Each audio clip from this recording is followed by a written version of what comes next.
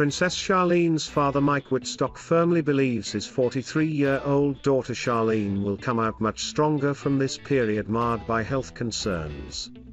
Mr. Whitstock recalled the resilience and strength proven by Charlene during her days as a professional swimmer as evidence she can and will get through this difficult stage in her life. He told South Africa's U magazine, "My daughter used to swim 20 kilometers a day. Based on the way she used to train, I know she TMS tough and will get through this and come out much stronger."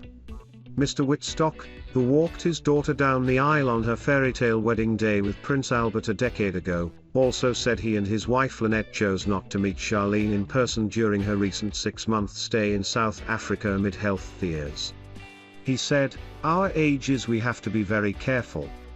I also didn't want to possibly infect her because she been through so many medical procedures and was vulnerable." Much like many other families separated by COVID-19, the Whitstocks found other ways to stay in touch with their loved ones.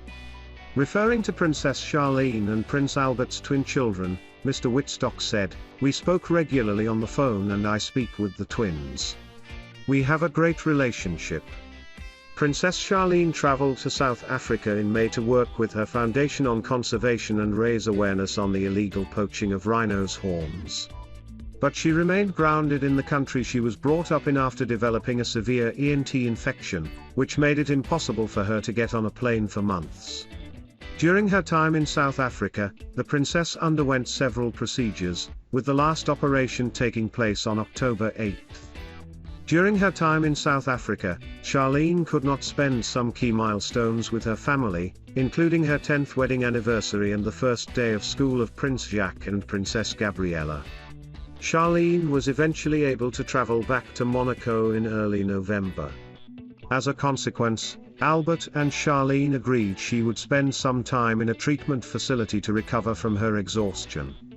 Speaking to People magazine about his wife's health conditions, the head of the Monégasque Principality said, "Obviously there were consequences of her different surgeries and the procedures she underwent in the last few months.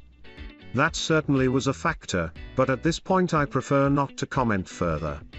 I can say she was suffering incredible fatigue. She hadn't slept well in a number of days and she wasn't eating at all well. She has lost a lot of weight, which made her vulnerable to other potential ailments. A cold or the flu or God help us, COVID. The treatment facility," Albert added, "is outside of Monaco." Princess Charlene last updated her Instagram account on November 19, to mark Monaco's National Day, while missing the event in person. 8. Duchess of Cambridge visited the Generations, Portraits of the Holocaust exhibition yesterday, to mark Remembrance Day. The exhibition features 50 photographic portraits of Holocaust survivors and their families, including 2 images captured by the Duchess herself and reportedly brought back many memories of the incredible people Kate has met in recent years. Veteran Prince Harry and his wife Meghan Markle marked the poignant event in a very different way in the USA. They attended the Intrepid Museum TMS Salute to Freedom Gala, where Prince Harry presented Intrepid Valor Awards to 5 service members, veterans and military families living with invisible wounds of war. He mimicked her son TMS voice and said, "On that first page you open and you see our dogs," and he goes, "That TMS Pooler. That TMS guy." Trademark Meghan and Ellen have been friends for years, dating back to a chance meeting at a dog shelter in Los Angeles in 2012. At the time, Meghan was preparing for the filming of the 2nd season of Suits, the show which really propelled her into the Hollywood spotlight. Meghan has an adopt, not shop philosophy when it comes to pets. After marrying her former husband Trevor Engelson, the pair headed off to an LA pet adoption agency. 2 puppies stood out immediately, a black one and a golden one, both just 6 weeks old and had just been rescued. Meghan was sitting with the 2 puppies when Ellen and Portia de Rossi walked in. Speaking to Best Health in 2016, Meghan recalled, "Now I don't know her, but Ellen goes, 'Is that your dog?' Trademark, and I said no trademark, and she TMS like, 'You have to take that dog trademark.' I said, 'Well, ITMM deciding trademark and she TMS like, rescue the dog trademark. It TMS sort of like if Oprah tells you to do something. Ellen was not finished there, however. Meghan recalled, ITMM sitting there holding him and she TMS like, have you thought of a name for him yet? Trademark and I said well I think ITMD name him Bogart trademark and she TMS like you TM re-taking the dog home trademark. Ellen left the shop to get into her car, but quickly returned to tap on the glass window of the shop, and yelled take the dog. Meghan said, and so I brought him home. Because Ellen told me to. Meghan adopted the golden puppy, while a man called David Branson Smith took the black one. She later contacted Mr. Smith, after wondering whether the dogs would recognize each other. They organized a reunion on a beach in Malibu.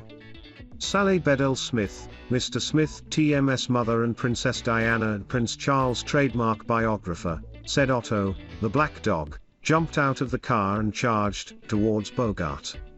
They played together for more than an hour but never met up again. Boggs, as Meghan TMS dog became affectionately known, soon became Meghan TMS best friend, and regularly featured on her Instagram feed. Meghan adopted another dog, a beagle named Guy, in 2015. Bogart, however, was unable to move to the UK with the Duchess due to his old age. Guy did accompany her and made himself right at home. Meghan and Harry later adopted Poola, a black Labrador, shortly after their wedding. Meghan stayed in touch with Ellen and they have remained friends ever since. An insider told the Daily Mail last year, Meghan adores Ellen and loves the fact that she and Portia are huge animal lovers. She said they have stayed in touch since meeting in person and have become close. The close-knit friendship shone through in Thursday TMS chat as Meghan and Ellen discussed how the Duchess would turn up to auditions in a very old Ford Explorer Sport and would have to climb out of the boot of the car as the key had stopped working on the driver TMS side. Speaking to GB News, Mr. Eborn said, she's on a PR campaign. I can tell you here and now she will be wanting to enter politics in the States. I wouldn't be surprised if she's going to be our first US president and she could be looking at that side as well. She's certainly on an interesting PR campaign. It comes as the Duchess of Sussex has said she will doing everything to ensure paid family leave for people in the US. Meghan told The Ellen Show the US is the only country in the world that does not have a paid federal family leave program. She added, I will do everything I can to make sure we can implement that for people. The Duchess also told how she made hair scrunchies with fabric and elastic bands and sold them at school when she was a youngster. Meghan took it upon herself to lobby Republican politicians to include paid parental leave and a climate policy by the US government. The Duchess of Sussex called innators Shelley Moore Capito and Susan Collins on a withheld number and told them who she was when they answered. It has since been reported Meghan is expected to make more of these calls. Access Hollywood reported, these won't be the only calls Meghan Markle makes. Don't miss Democratic Senator Kirsten Gillibrand from New York was the one that gave Meghan the numbers to the US senators. She wants to be part of working group to work on paid leave long term and she's going to be. Whether this comes to fruition now or later, she'll be part of a group of women that hopeful will work on paid leave together. Royal biographer Angela Levin has mocked Meghan Markle for jumping on the bandwagon after the Duchess lobbied the Democrat Speaker of the U.S. House of Representatives Nancy Pelosi and the Majority Leader in the U.S. Senate Chuck Schumer to push through a policy on parental leave. Ms. Levin claimed the measures, which have been backed by President Joe Biden, to introduce mandatory parental pay and sick leave had already gone through the U.S. Congress.